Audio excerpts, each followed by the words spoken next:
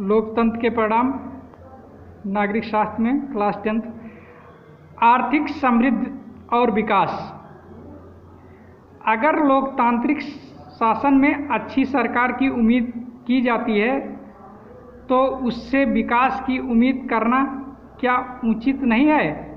यानी कि अच्छी सरकारें होंगी तो विकास अच्छा होगा, यह उम्मीद किया जा सकता।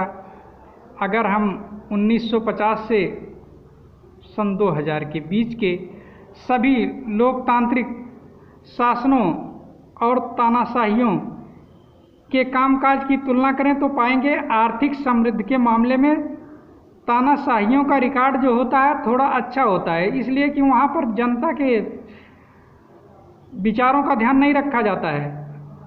निर्णय जो होता है वो एक तरफा होता।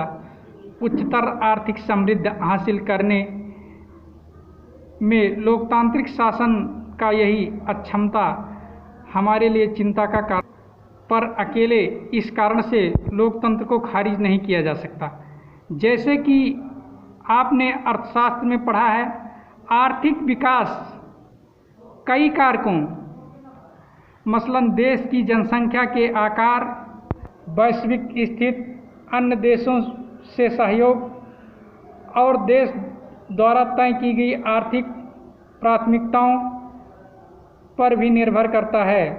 तानाशाही वाले कम विकसित देशों और लोकतांत्रिक व्यवस्था वाले कम विकसित देशों के बीच का अंतर नगण्य है, पर हम उम्मीद कर सकते हैं कि इस मसले में लोकतांत्रिक व्यवस्था तानाशाही से नहीं पिछड़े। यानी कि विकास की दर जो होती है वो कहीं लोकतांत्रिक देशों में कम नहीं होती है, थोड़ा बहुत अंतर पाया जाता है। तानाशाही और लोकतांत्रिक शासन वाले देशों के आर्थिक विकास की दर में अंतर भले ज़्यादा हो, लेकिन इसके बावजूद लोकतांत्रिक व्यवस्था का चुनाव ही बेहतर होगा। यानी कि लोकतांत्रिक व्यवस्था होगी, जनता को अपना पूरा विचार अभिव्यक्त करने की स्वतंत्रता होगी, क्योंकि इसके अन्य अनेक सकारात्मक फायदे होते हैं।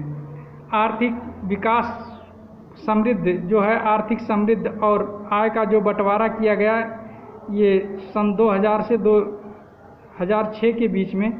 अब इसमें आप देखिए, ये ऊपर जो दिखाया गया है ये धनी व्यक्ति है, कितना शक्तिशाली है, और बीच वाले की स्थिति क्या है, और गरीब है उसके पास कुछ नहीं है। तो अब आप देखते हैं कि गरीब और धनी के बीच में कितना ज़्यादा अंतर है, इस फिगर से आप समझ सकते हैं।